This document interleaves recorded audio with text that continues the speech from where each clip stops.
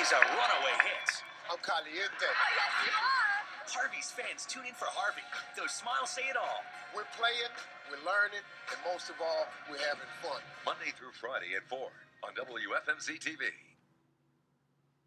All right, Rick, thanks. Well, 2013 will be coming to an end before you know it, and a lot of people are focusing on the holidays or end-of-year goals at work, but small business owner and columnist, our friend Gene Marks, says there's an important dinner date that you should have on your calendar. He joins me now to explain. Great to see you. Great to see you. Now, are we talking about, are you encouraging online dating or I always like to ask people, well, let me ask you, if Yes. you could have dinner with any living person in the universe, who would that be? Wow. Well, I read your article, so I know what I should be saying. I mean, I might say like Oprah or, some journalistic rock star. Yeah, people say that, right. Or the Pope, Brad Warren Pitt, Buffett. Yeah. something like that. My wife wants to dinner with Howard Stern. Okay. I don't know why, but we're both fans. And fair enough. Yeah, okay. I keep telling everybody it's November of 2013, for God's sake.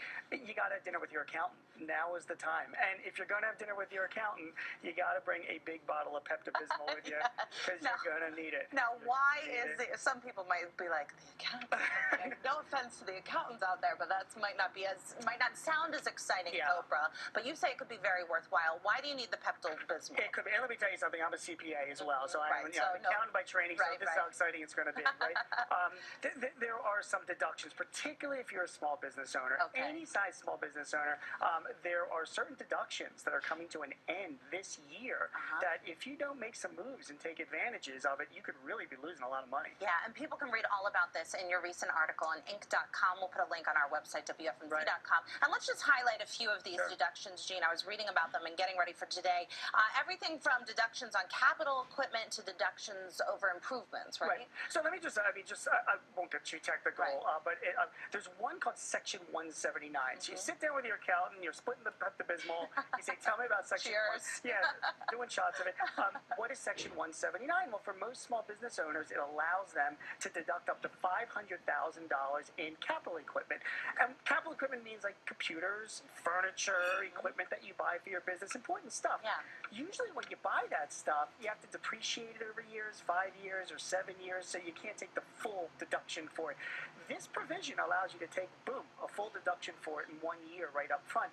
That's expiring at the end of this year. Now, every year this Section 179 is supposed to expire, and every year the government extends it. But as we all know what's going on in Washington, it is a goofy year. So we're not sure. We're not sure. Okay. So if you got that deduction in mind thing, and by the way, if you sell that kind of stuff, say you sell computers or equipment, good way to close a deal with a customer before the end of the year to say, hey, look, if you buy this from me now, you'll get to deduct it this year. This deduction might be going away next year. Yeah, so to kind of generate light some fire under those deals. And one final thing about just to make sure, if you buy a piece of capital equipment and you even get a loan for it, and interest rates are really low, you can still deduct the entire thing. Oh, okay. So even if you're not paying for it, you just borrowed the money, you can still get the deduction. Okay, so a little talk with your accountant about that could get you some cash. Also expiring research and development credits and energy credits. And I was intrigued to know that you were thinking about changing the Marks vehicle fleets because of this. I actually, I live in an area where there's a lot of people driving around in hybrid cars. I am not a green guy. Okay, all right.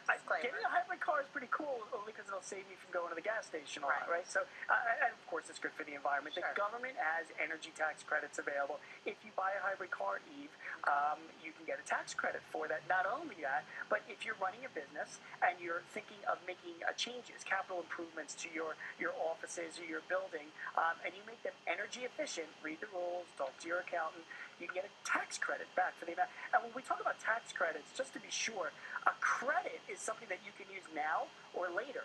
So even if you don't have the taxable income, you can carry it forward to those years that you might, or carry it back and get a refund from a few years ago.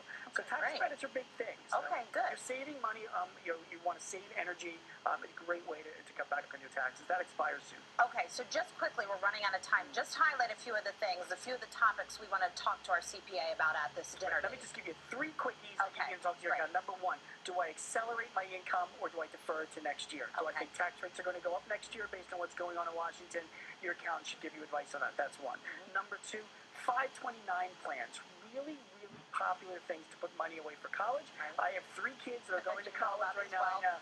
I'm looking. My fertility doctor was Abramowitz. If you ever see that guy, I'm looking for him. Okay, but I put money away in 529 plan. It saved you a lot of money on higher education. Okay, and lastly, if you're thinking of investing, municipal bonds have been very important for people trying to save money on taxes. Okay. So in a high tax environment, they're tax-free income. Good way to put some money. Okay, and a lot more ideas on things that you might want to talk to your CPA about. So no awkward silences during that dinner date. Mix in a little Jack Daniels with the Pepto-Bismol, and you'll keep the conversation. He said it, not me. Okay, Inc.com for more information. Gene, thank you. Always great to see you. And we'll have a link to Gene's article again on our website, WFMZ.com, and we'll be right back. Stay with us.